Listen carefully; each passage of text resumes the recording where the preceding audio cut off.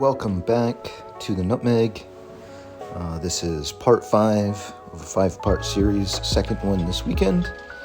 And in this episode, we are going to be doing our drop-offs to the Municipal Lot. We've got a few pickups over there. And then we're going to shove in our drop-offs, the ones on the left-hand side moving about right about now.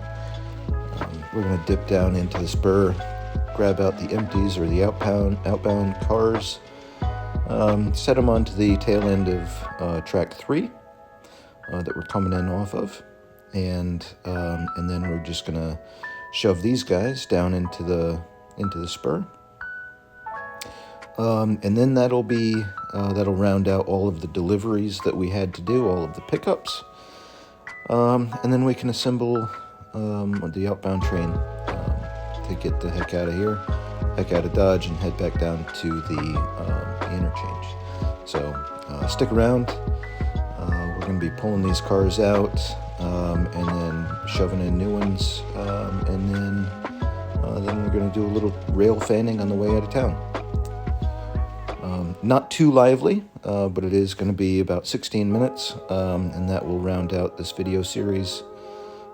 And until next weekend, where we'll have a new cut of cars to break down, and then and deliver, and we'll kind of keep on going like that, just like the real railroad. So that's what we're doing today.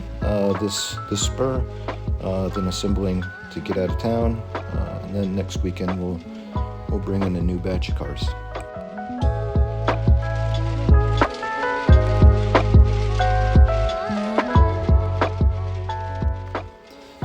This municipal spur has quite a few spaces on it to deliver cars and set cars out, simply because it's a track that's meant to do all kinds of things, from getting deliveries of salt, sand, certain things in this warehouse, be it like maybe smaller transformers or those sort of things that the local utilities would need and want to keep inside, and then also telephone poles on the front end of it where the ramp is, and then also you can load cars on the ramp, wood chip hoppers from tree work on the sides of roads, and any sort of stones, crushed stones, ballast cars, that sort of thing. Those can be loaded, offloaded on this track as well. It's a little sparse, if you can say that, right about now. It's just simply got this ramp here, kind of in the middle, and then it's got a bit of a well where you can offload some salt and everything. I think I'm going to be closing up the well, which we'll see here in just a little bit. I'll point it out when we get to it, but going to be closing that up and bringing the grate up around the rails, simply so that we can just do like a typical sort of transload kind of track where we've got mobile conveyor belts and that sort of stuff. So I think it'll be a lot more. It'll make a lot more sense doing it that way than to have a dedicated spot where we've got to shove cars and require more work from the railroad. We should probably just simply keep it as simple as possible. Deliver the cars, let people figure out how they're going to get the stuff off of the cars, and then go from there. So, but let's shove these empties, tail end of track 3 right about now. That bulkhead flat car is the last of the empties. So let's disconnect there, and then we're shoving down into the industry, or down onto the spur. and that will complete our deliveries. And then all we've got to do is assemble our train to get out of Dodge.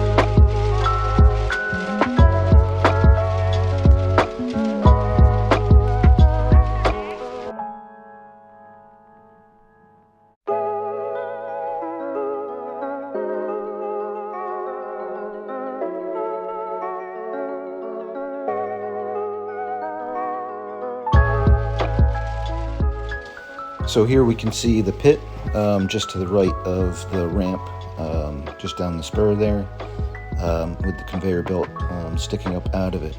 This current configuration would require a locomotive to come down or a loader to move individual cars. Ultimately, I'm feeling like that's probably not what would happen, and prototypically what would most likely happen is that the grade would just simply be brought up around the rails, and you'd have mobile conveyor belts that could be used for offloading multiple cars at the same time, or just one, or whatever you want to do. So I think having that pit is a little restrictive, so we'll just kind of fill it in, and then we'll just sort of get some different conveyor belts and be a little bit more in the modern age. So all right, so we're coming out of the spur. Let's grab our cut of cars here on track 3. We've got to get a shoving platform on one end of this outbound train, on the tail end of the outbound train, to set us up for being able to shove back up the grade.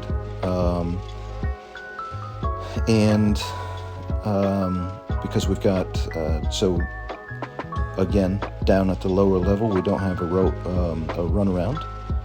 So we've got to have, we intentionally did that. I intentionally did that so that I could have a more concentrated use of shoving platforms. So, and because of that, well, we're going to go ahead and head over to the other end of the yard and grab a shoving platform. Get that on the tail end here, and then we'll be going out of town. And then on the way back up, I believe we're probably going to have a different shoving platform. So that we'll see which one that is next week. It could be the same one, but it might be something different. So in any case, let's get down in here, grab the caboose, grab the shoving platform, slap it on the end of this, and then double up our train and get out of here.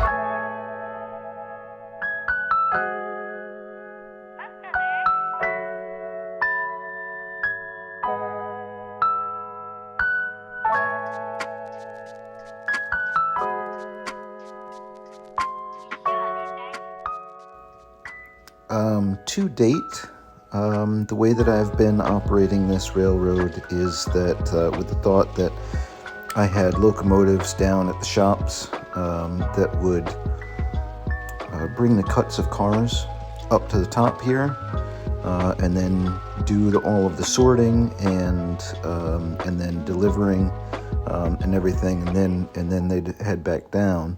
But I made the realization that that's probably not the way things would prototypically work, because it's a bit of waste of energy having a consist of 2 larger locomotives like this, delivering, on the flat single cars and that sort of thing. And given that this is a railroad that sort of kicked off, it's in the modern era, but is it kind of kicked off back in the early 2000s, of remnants of the Conrail railroad system, and so we kicked off in the early 2000s, and we kind of, in this yard, we kind of need some switchers, and I've got some MP15s that I'm gonna put into service up here. One of them's a GMTX. If you go far enough back in my videos, you'll be able to see it, but it's an older Union Pacific. But being early 2000s when this railroad was formed, we've got management was seeking a way to kind of reduce energy costs, reduce fuel costs, and that sort of thing. So they've recently purchased a couple of Genset locomotives, NRE Gensets. They've apparently got 3 different motors, and they can be turned on and off as needed, for more power or less power, that sort of thing. So I've got a pair of those coming in. The first one's coming in today, and then the second one I think is coming in either tomorrow or maybe Tuesday.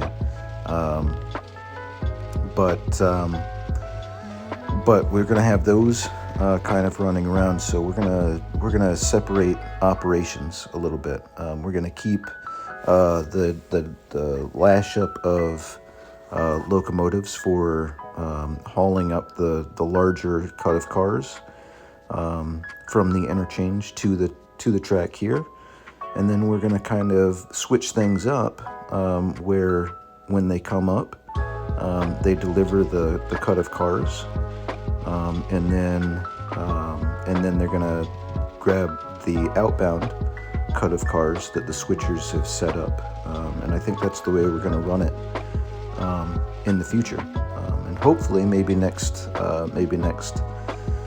operating session we'll have that Genset, one of those Gensets running around the top of the layout here. The second one I think is coming in without a decoder, so we'll see what happens there. But in any case, that's future plans. That's how I'm starting to think about making this layout a little bit more real.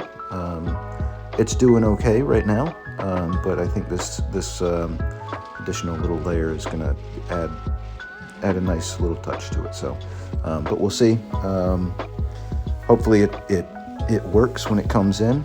You never know with eBay items, but for the most part, I've had pretty good luck, so I don't expect any problems. In any case, we've assembled our outbound train, and let's watch this cut of cars, or this train, head on down to the interchange.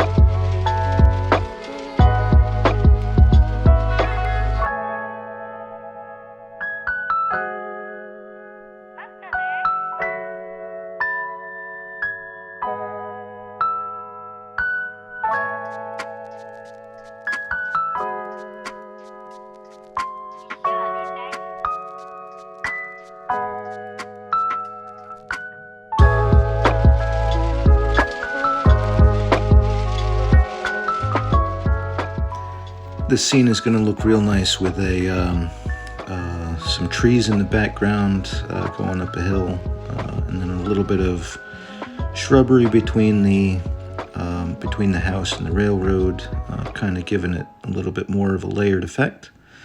You can see some garbage bins and recycling bins out front. I got to put in the driveways and all of that sort of stuff. But I'm kind of actually really happy with this factory housing here on the left of the screen. At least as it's laying out in my imagination. So it's not much to look at now. I think I've already said that, but hopefully it will be. I think it will be. But in any case, with that, this is us done. We'll see you back next weekend. See you soon. Thanks for watching.